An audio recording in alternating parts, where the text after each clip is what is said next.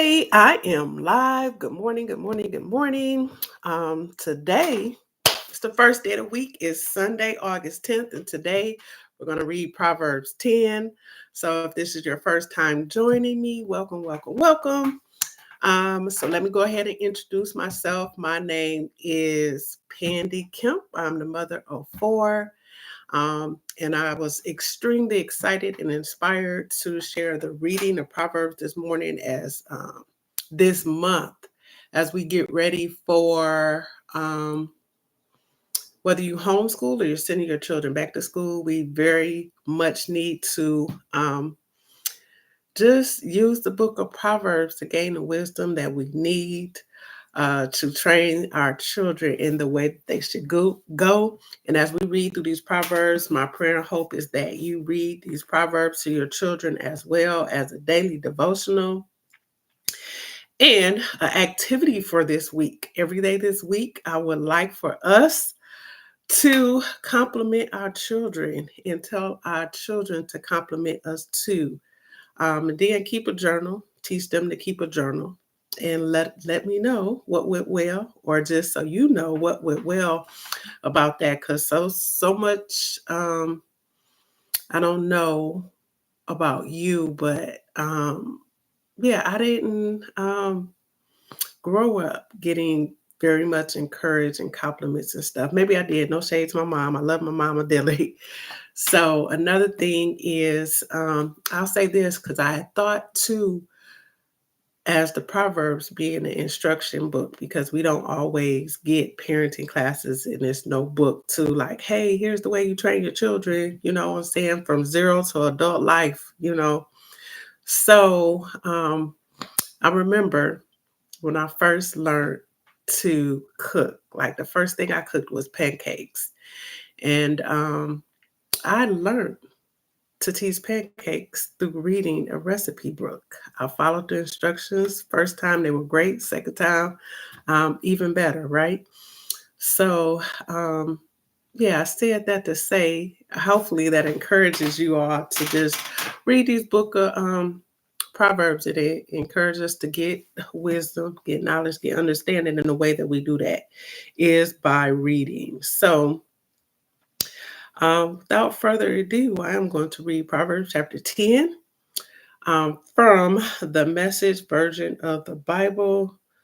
So I encourage you to read along. You can go to BibleGateway.com to read, or you can read along from whatever version that you have.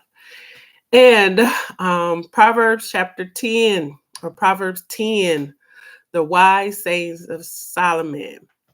And verse 1. Wise son, glad father. Stupid son, sad mother. And so when it says son here, right? Just because it doesn't say daughters too, doesn't mean it's not referring to just children in general, sons and daughters. Verse 2, ill-gotten gain gets you nowhere. An honest life is immortal. Yah won't starve an honest soul, but he frustrates the appetites of the wicked. Sloth makes you poor. Diligence brings wealth. Make hay while the sun shines. That's smart. Go fishing during harvest. That's stupid. Blessings accrue on a good and honest life, but the mouth of the wicked is a dark cave of abuse.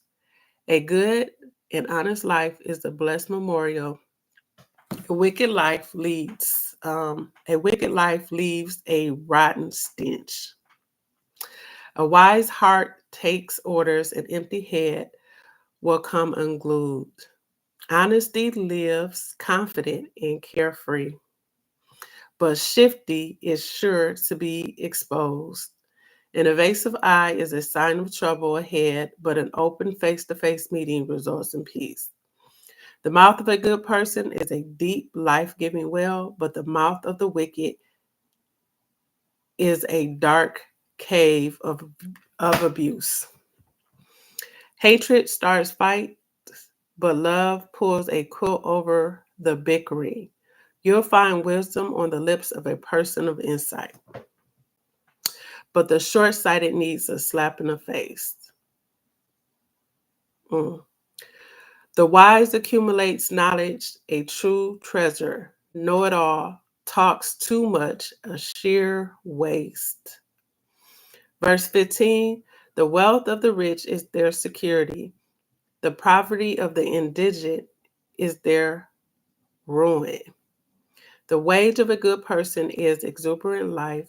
An evil person ends up with nothing but sin. Verse 17, the road to life is a disciplined life. Ignore correction and you're lost for good. Liars secretly hoard hatred. Fools openly spread slander. The more talk, the less truth. The wise measure their words. The speech of a good person is worth waiting for. The blabber of the wicked is worthless. The talk of a good person is rich fare for many. But chatterboxes die of an empty heart. Verse 22, Yah's blessing makes life rich. Nothing we can do can improve on Yah. An empty head thinks mischief is fun, but a mindful person relishes wisdom. The nightmares of the wicked come true. What the good people desire, they get. When the storm is over, there's nothing left of the wicked. Good people, firm on their rock foundation, aren't even phased. A lazy employee will give you nothing but trouble. It's vinegar in the mouth, smoke in the eyes. The fear of Yah expands your life. A wicked life is a puny life. The aspirations of good people end in celebration. The ambitions, the ambitions of bad people fail.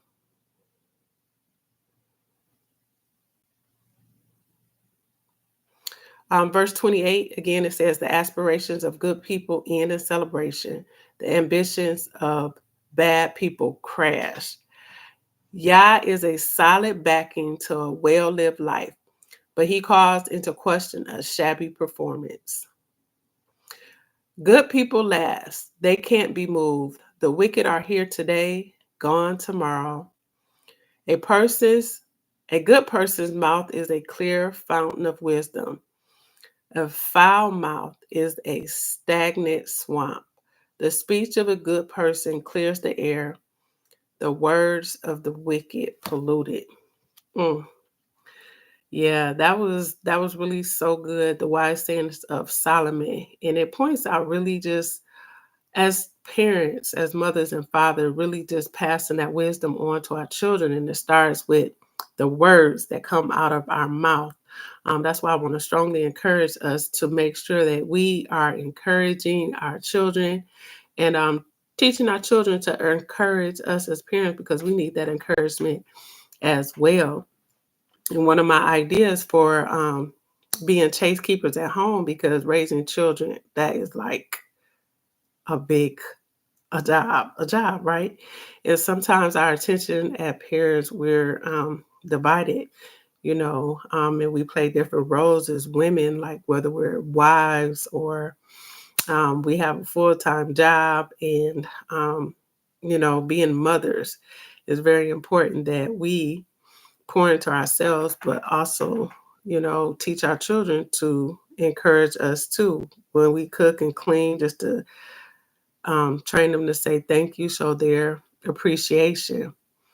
So, just a few things that I want to comment on. It says a wise son makes a glad father, but a foolish son is the grief of his mother. I think that's the King James version, right? But in the message, it calls it like, foolish son, same thing, stupid. So we want to teach our children to be wise, right? And a lot of times it's just that stupidity is just out of ignorance.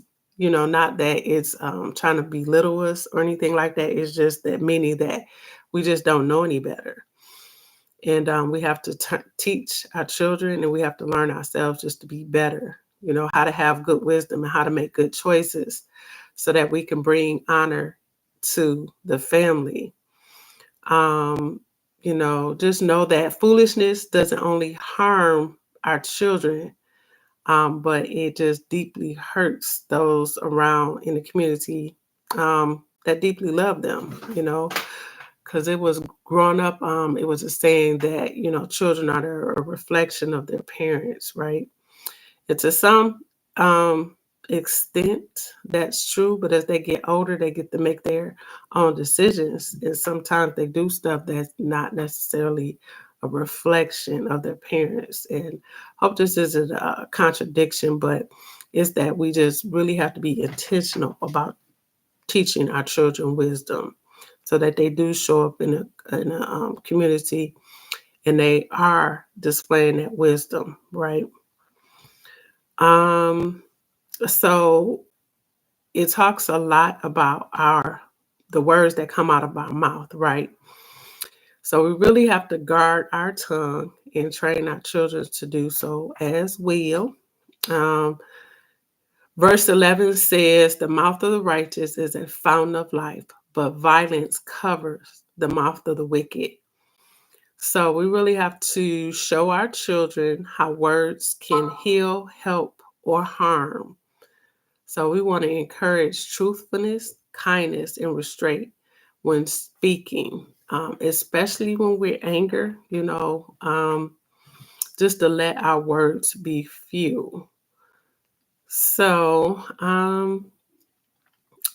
just if I can encourage you, parents, moms, dad, anything is to continue to model wisdom, right? Let your life reflect diligence, integrity, and careful speech so that our children are seeing us in action. And the second thing is to correct early, to gently correct laziness, dishonesty, and careless words before they become habits.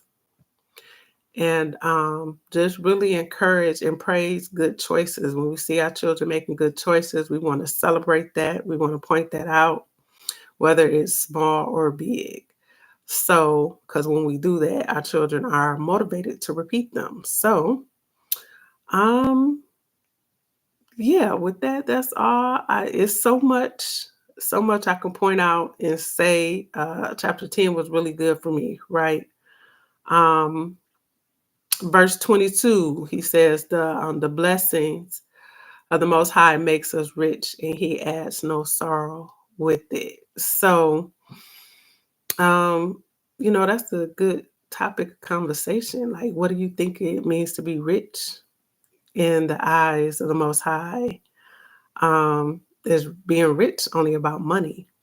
And I would say absolutely not, because we know that um, living a pleasing life in the sight of the Most High is about our character, is about integrity, is about love, respect, and honor.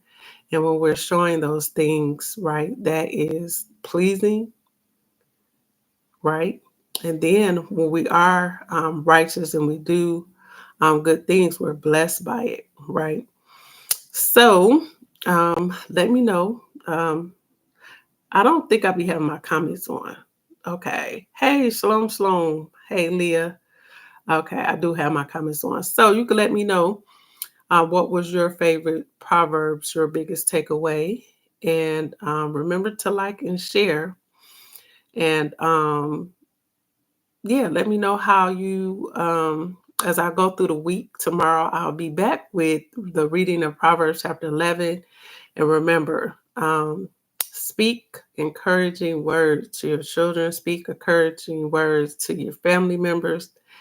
And you could request and ask them, hey, I need some encouraging words. And yeah, you can share in a journal how it made you feel. Then you can also share here how it made you feel. And with that, I leave you in peace as I came to you in peace with the ancient Hebrew word for peace. Shalom, shalom.